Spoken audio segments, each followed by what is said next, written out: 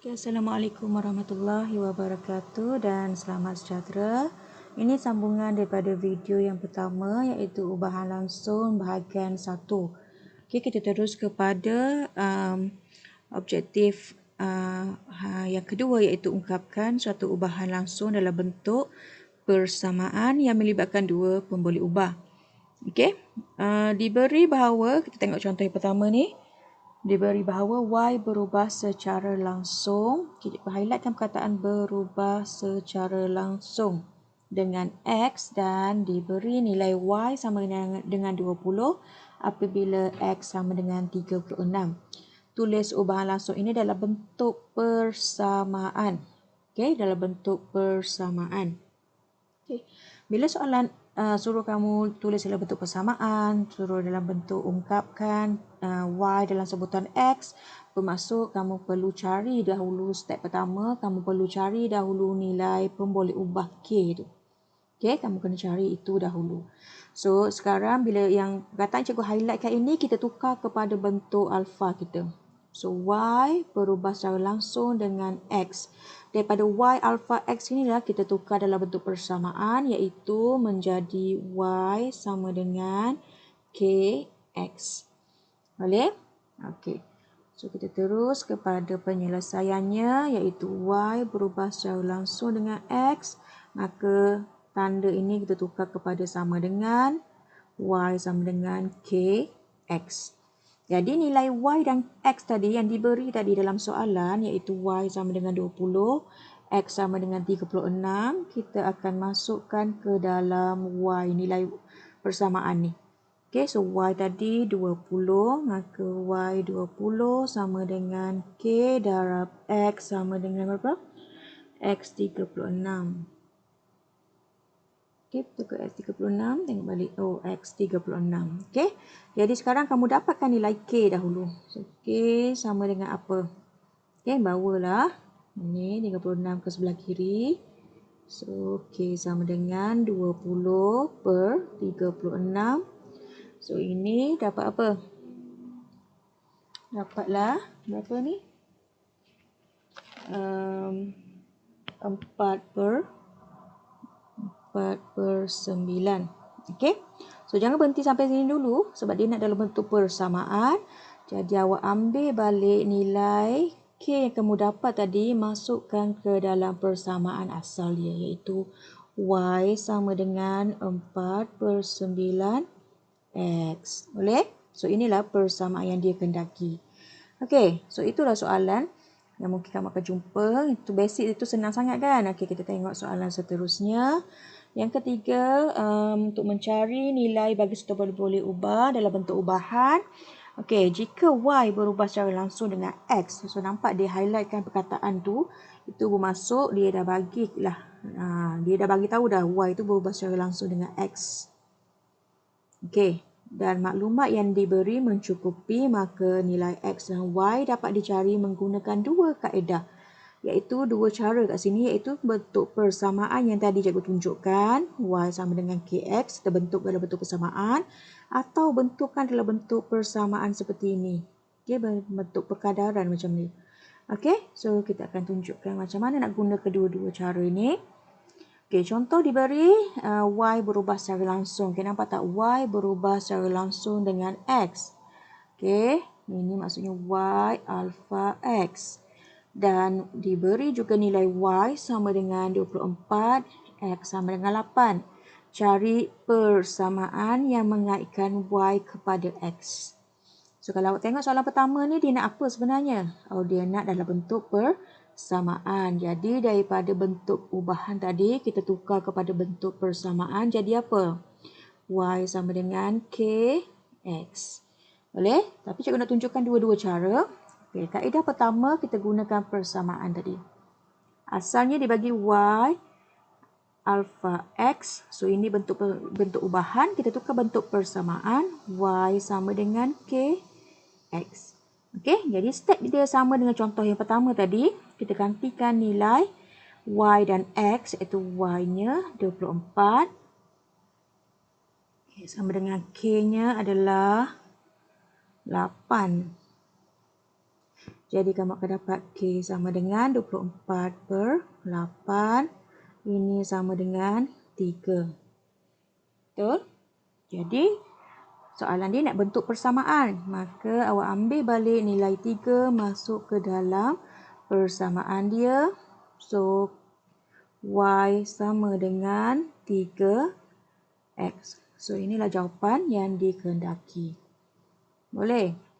Okay, soalan yang B pun sama sebenarnya konsep dia. Tapi untuk soalan B lebih mudah sebab soalan pertama tu kita dah buat dalam bentuk persamaan. So, untuk soalan B, cari nilai Y apabila X 6. Okey, ini soalan A. Soalan B lebih mudah sebab kita akan gunakan persamaan yang kita baru dapat tadi. Masukkan saja nilai yang diberi untuk soalan B, iaitu X sama dengan 6.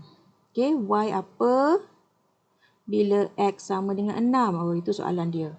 So, Y sama dengan 3X. So, dalam X inilah kita akan gantikan dengan 6. 3 darab 6. So, ini sama dengan 18. Boleh? So, Y sama dengan 18. Okey, soalan yang C pula. Sama juga.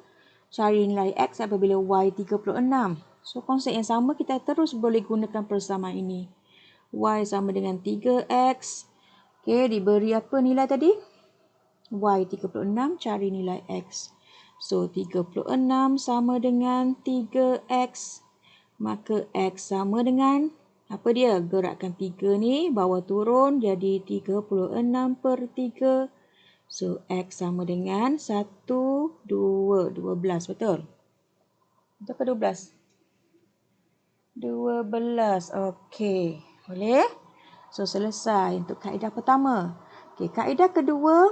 Okey, soalan sama tapi kaedah kedua. Untuk kaedah kedua, kamu perlu labelkan. Okey, yang diberi kat sini adalah X dan Y. So, kita andaikan ini Y1, ini X1. Okey, jadi cara untuk kita gunakan kaedah yang kedua iaitu bentuk yang ini. Okey, bentuk yang itu.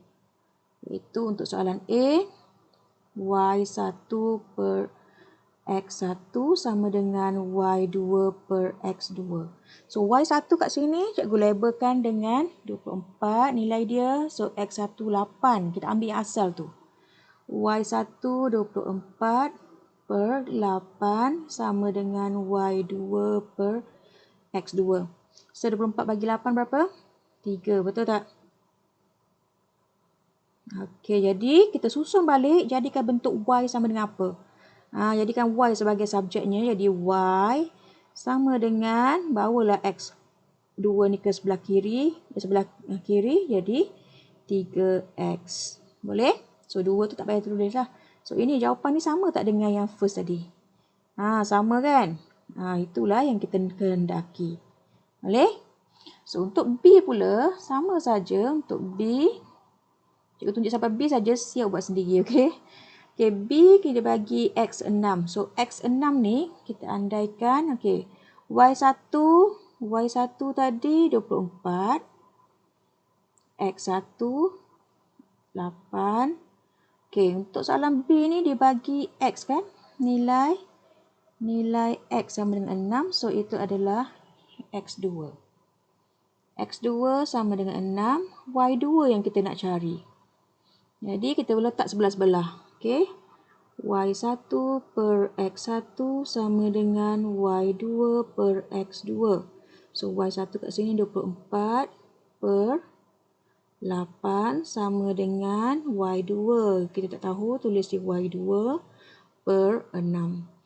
Jadi, kat sini terus je. Okey, 24 dengan 8 kita boleh potong jadi 3. Jadi, bawa 6 ke sebelah kiri, dapat 3 darab 6. Jadi, Y2 sama dengan 3 darab 6, 18. So, sama tak soalan B ini dengan B yang ini? Sama kan? Okey, jadi konsep dia sama sahaja, cuma kaedah berbeza. Okey, soalan ketiga. Contoh ketiga, diberi P sama dengan 32 apabila Q sama dengan 4. Ungkapkan P dalam sebutan X. Okey, ungkapkan P dalam sebutan X. Maksudnya, Kat sini dia tanya P sama dengan apa X? Itu. P sama dengan apa X? Okey, persamaan lah. So, jika P berubah secara langsung dengan Q kuasa 3. Okey, jangan terkejut, jangan takut dengan Q kuasa 3. Tak ada apa-apa pun. Semua sama konsep dia, sama dengan yang tadi. Okey, iaitu kita gunakan konsep tadi, iaitu P berubah secara langsung dengan Q kuasa 3 bermaksud P alpha Q kuasa 3. Tulis macam tu. Bila tukar pada persamaan, dia akan jadi P sama dengan K Q kuasa 3. Okey, P ada tak diberi? Oh, ada. Masukkan. Q ada tak diberi? Ada. Masukkan ke dalam. So, P adalah 32. K kita nak cari. Q adalah 4 kuasa 3. So, 4 kuasa 3. Tek kita dengan kalkulator dapatlah 64. Ini dapat 32. So, permudahkan susun. Kita nak cari apa sebenarnya ni? Nak cari K sama dengan bawalah 64 ke bawah, dapat 32 per 64. Dapat apa ni? 32 bahagi 64. Apa jawapan dia? Oh, 1/2. Boleh? Dah selesai ke kita? Oh, belum selesai sebab dia nak ungkapkan Q dalam sebutan P dalam sebutan Q. Maksudnya, P sama dengan apa Q. So, apa Q tu yang kita kena letakkan nilai K kita. Okay, Q kuasa 3. Boleh? Okay, untuk B pun sama, cuma dia ada kuasa 2. Okay, sama saja. Okay, daripada persamaan dia P alpha punca kuasa Q. Punca kuasa 2 Q. P sama dengan K punca kuasa 2 Q. So, P kita 32. K kita nak cari. Punca kuasa 2 Q kita adalah 4. So, punca kuasa 2, 4 adalah 2. So, 2 darab K, 2K. Bukan 2 karat, 2K. K sama dengan 32 per 2. Dah keluar dah daripada skrin cikgu. K sama dengan 32 bagi 2 apa? K sama dengan 32 bagi 2, 16. K, jangan berhenti sampai situ. Dia nak persamaan. Jadi, gantikan. K 16 punca kuasa 2 Q. Boleh? Okey, selesai. Dan ada soalan yang berbentuk kita panggil apa? Bentuk ayat macam ni. Sama juga konsep dia. Kamu kena pasti dalam soalan adakah ia berubah secara langsung atau songsang, sebab nanti kamu akan jumpa soalan bersongsang juga ya. Jadi kamu kena pasti soalan itu melibatkan soalan songsang atau ubahan secara langsung. Jadi kat situlah penting kamu kena highlightkan perkataan-perkataan yang cikgu highlight tadi. Okey? Okey, teruskan. Bilangan patah perkataan yang ditaik oleh Saifu berubah secara langsung dengan masa. Okey, dia gunakan simbol bilangan patah perkataan ini sebagai A. Okey, masa menaik sebagai T. Jadi kat sini A berubah secara langsung dengan T, betul?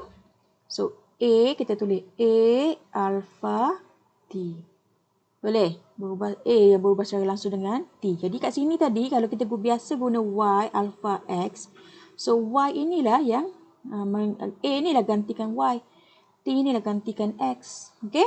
So, jangan keliru ya. Jangan letak T kat atas nanti. Okey, jadi sekarang dia kata jika Saifu menaip 270 patah perkataan, ini adalah untuk A. Dan dalam masa 6 ini melibatkan T. Hitung masa digunakan untuk menaik 675 patah perkataan. Ini T2. Ini T1. Ini T2. Okey, kalau cikgu tengok soalan macam ni, cikgu lebih suka guna kaedah 2 tadi. Iaitu, okey, A alpha T kan. Jadi, kita gunakan A1 per T1 sama dengan A2 per T2.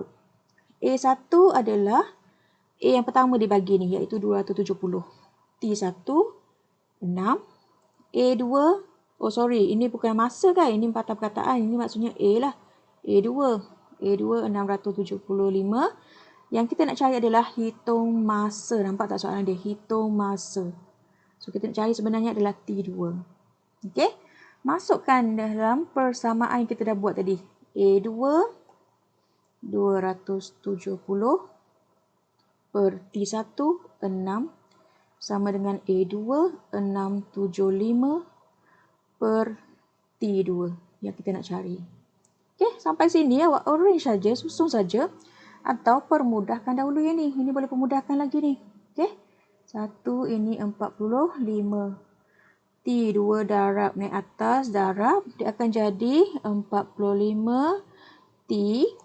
Okey, sama dengan 675. So, T sama dengan 675 bahagikan 45. So, jawapan dia apa? Tekan kalkulator, dapatlah nilainya berapa? Oh, T adalah 15 minit. Okey.